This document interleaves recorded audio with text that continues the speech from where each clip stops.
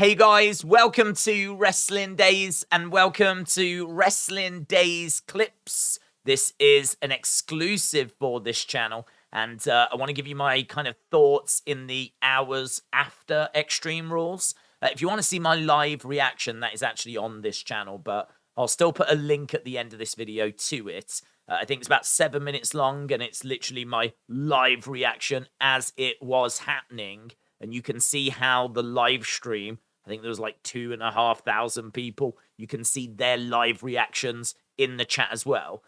And, of course, on the main channel, we've got the big video that kind of looks at everything that happened towards the end during this segment. I'll put a link to that as well. This video is not going to do that. This video is just going to give you my thoughts in the hours after and a few of the kind of interesting things that have come out in the hours after. And so, yeah, obviously Bray's mask is a big talking point. And also, what next? My feeling, and it's nothing more than a feeling, is that we could be saying goodbye to the past. There is a lot of references to the past. We obviously get Whole World in his hands. You can see the lantern. We get all the puppets live in the arena. We get the Fiend. We get the Fun House. We get the Fun House theme. There's also, and I think this is quite interesting, if you listen to the very end of the broadcast, you can hear the old Wyatt family noise, if you will. I don't know, signature sound.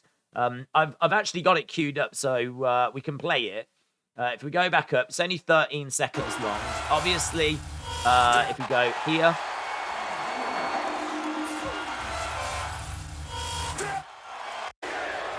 that kind of noise there, that kind of noise, you know, that is played just before you see that logo. This logo, I don't know quite what this is, seemingly a new logo. Obviously, it's got the circle in there. We've seen that kind of creature before. It kind of forms part of his current profile picture, but yeah, I feel like there's a lot more work to kind of dig in with all of that, but I can see that on t-shirts. It's really cool. It's a great logo. I did want to just show you this as well. Alexa Bliss saying, hello, old friend. So Alexa, that's already had like 31,000 likes, but Alexa Bliss saying, hello, old friend. So obviously that is very interesting. But yeah, I feel like we're saying goodbye because there's a lot of things that we've seen and that have been referenced. Obviously, there's a few new things in there, most notably the mask. And we will talk a bit more about the mask. But I don't feel like these characters are staying around. If you actually look at that costume, it's a pretty cheap costume, right? Do not get me wrong. I am not down on it. I think it's brilliant because I think it did its purpose. Yeah, it's rough. It's ready. It looks, I mean, like all of these costumes make these characters look like they've been unloved, discarded, right? And in a way, they have been. So it's all a bit rough. It's all a bit ready. But I don't look at these costumes as being permanent. I don't look at, like, say, this Rambling Rabbit one and think to myself, oh, that's going to be with Bray now. Like, I feel like they made this quite cheaply, quite quickly, just to do this segment, just for this moment. So that makes me think that these puppets that have come alive, they are not going to be part of this going forwards. The Firefly Fun House being abandoned, I mean, look, we can go two ways on that. We can do Fun House episodes where we fix it back up, or we can move on and move on to something different. Now, I loved the Fun House. I don't mind going back to it at all. But I don't know. I can't see past that mask. That mask, that new mask, I just think is very interesting. And actually, a lot of people have pointed this out, that it is clearly the same as this from August of 2021. You can't kill it, right? This came out August 2021. So I can't quite remember when Bray got released, but it was around this time, like middle of 2021. And he might have been out by this point.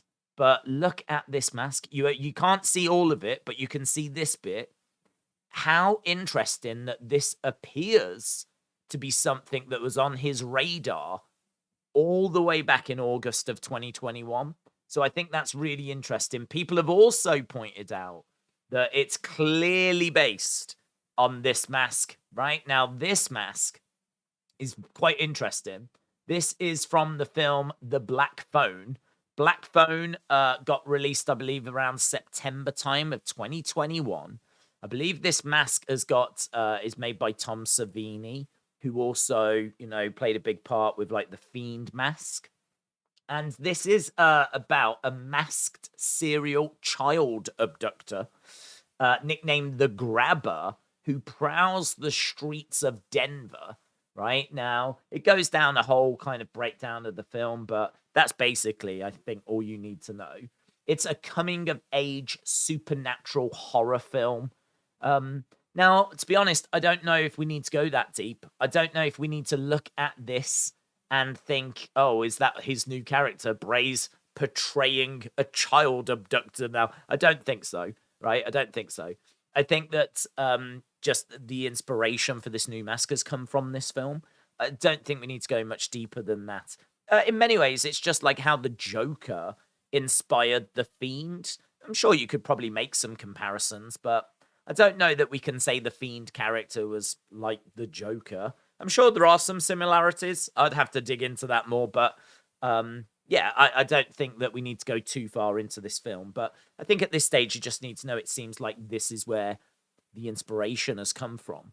And as we said, it's going to be very, very interesting going forward to see kind of how this plays out. I think there's a chance that he has shown us a lot of his past to kind of clear the deck so that he can now move forward with whatever moving forward looks like.